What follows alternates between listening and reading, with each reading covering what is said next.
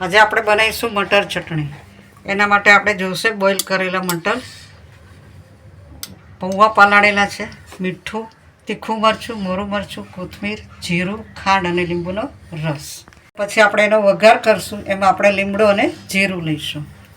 તો હવે આપણે સ્ટાર્ટ કરીએ. તો આવું મોરું મરચું લેવાનું એક,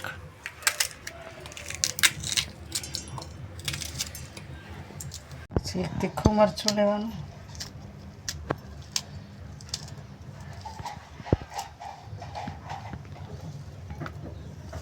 પછી કોથમીર તમારે જેટલી નાખવી એટલી નાખી શકાય.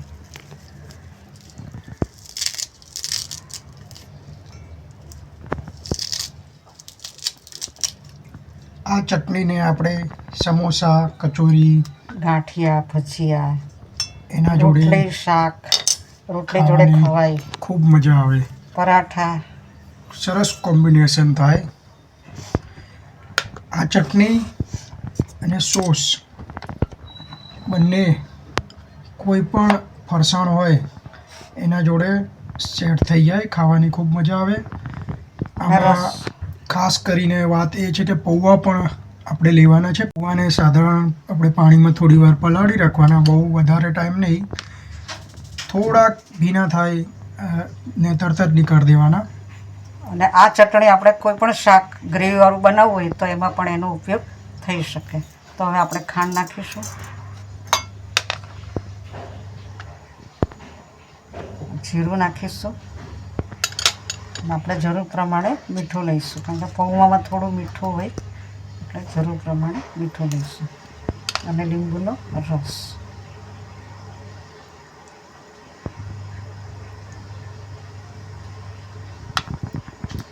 હવે આપણે એને ગ્રાઇન્ડ કરશું. પાણી વગર ગ્રાઇન્ડ કરશું, પછી થોડું પાણી નાખીને ગ્રાઇન્ડ કરશું. આવી રીતે કરવાનું. હવે એમાં પાણી એડ કરવાનું અને ફરીથી ગ્રાઇન્ડ કરવાનું.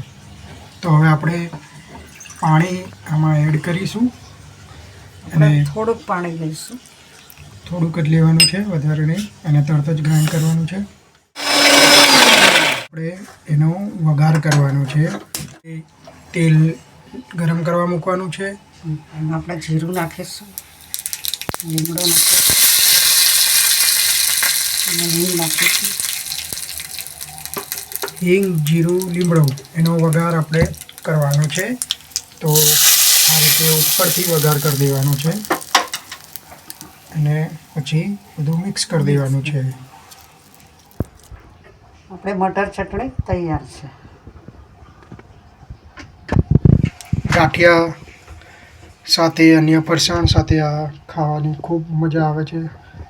ટેસ્ટી મટર ચટણી આપણી તૈયાર છે. આવી યુનિક રેસીપી જાણવા માટે અમારી channel the Bhavsar kitchen and Ayurveda સાથે જોડાયેલા રહો. વિડીયો ગમે તો લાઈક કરો, કોમેન્ટ કરો અને અમારી ચેનલને જરૂરથી સબસ્ક્રાઈબ કરાવો. Thank you.